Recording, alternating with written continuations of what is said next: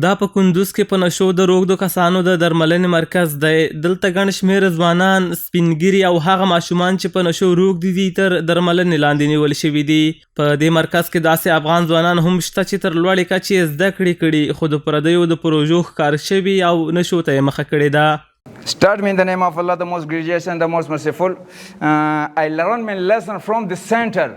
I never used drug in my life.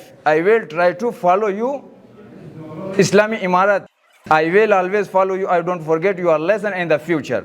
عبدالحلیم هغه ځوان دی چې له وطن نه لرې په پردي هیواد کې په نشو اخته شوی دی. وایي مال دولت هر څه یې پرېمانه و او له وړو نشو تر پوډر ورسېد. دې نشي کې زه په پاکستان باندې راوښتی یم. پاکستان کې نو هلته به وړوکوالي نه په چرسو نه بیا بل شی داسې لکه پیسه م را سره زیاته وه، اسراف به مې هم کولو، جوب مې هم برابر و. بیا په دغه سلسلې سره زه په نشې باندې راوښتلم.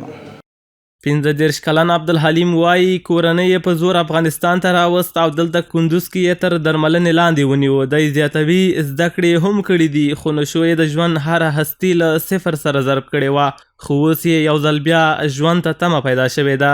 کور والا راوستلم په زور باندې، زه نه راتلم. علاقې چین بیړۍ یې راته واچولې، سپیشل ګاډی یې راته ونیولو سیده کندوز ته. زه خپل د ارچي یم. نو دلته چې راوستلم دلته ماحول ماته څه بدل ښکارېدلو. ولې یو ملک نه بل ملک ته لاړ شي. زما 55 چې دی هغه په پاکستان کې شوی دی، کویټا ټاون کې. علاقې زه خپله ډسپنسر هم پاتې شوی یم، یونیورسټي آغا خان هاسپټل کې کار مې هم کړی دی اور خټډ انجینرینګ کورس مې هم کړی دی.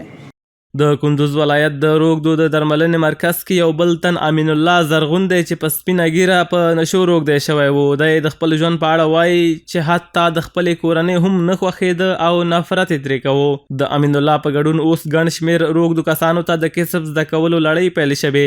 له نشو رغېدونکي کسان یې هرکلی کوي او زیاتوي چې تر رغېدو وروسته به د خپل کسب له لارې نفقه پیدا کوي.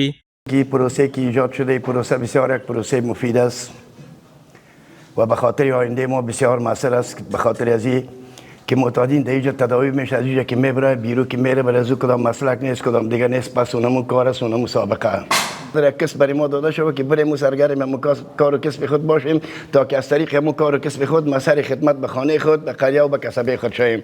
اگر ما خو منفوری جامعه بدیم، منفوری جامعه کس به چشم انسان به ما سیل نمیکرد. کلمه حقیقت دیگه، حقیقت خود پنهانی نداره. آل فضل لسان پاک پروردگار است که ما معتاد نه کسی دیگه شدیم، یک چهره نو به خود گرفتیم و میخواهیم که یک زندگی مرفه و جاودان پیش روی داشته باشیم. بلخوا د کندوز ولایت د امنیه قمندانۍ مسئولین وایي د کار او ټولنیزو چارو ریاست په همکارۍ یې ټولو روږدو کسانو ته د کسب زده کولو لړۍ پیل کړې. د دوی په خبره 15 کسبونه ورته منظور شوي چې د بایک دوزۍ او برقي وسایلو کسبونه یې ورته عملاً پیل کړي دي. دوی زیاتوي کندوز کې په تېرو 6 میاشتو کې 600 تنه په نشو روږدي روغ شوي او دا مهال 1500 تنه نور تر درملنې لاندې دي.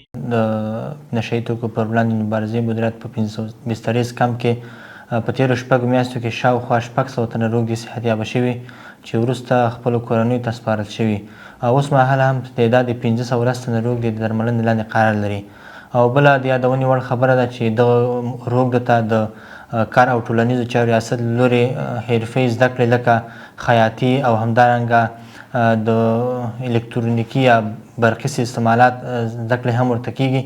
د یادولو وړ ده چې د تیر دولت څخه اسلامي امارت ته په میلیونونه روږدي کسان په میراث پاتې وو. اسلامي امارت یې تر بیا واکمنۍ وروسته دغه معتادین راټول او دا مهال زرګونه تنه له نشو روغ شوي او همدومره په روغتونونو کې تر درملنې لاندې دي.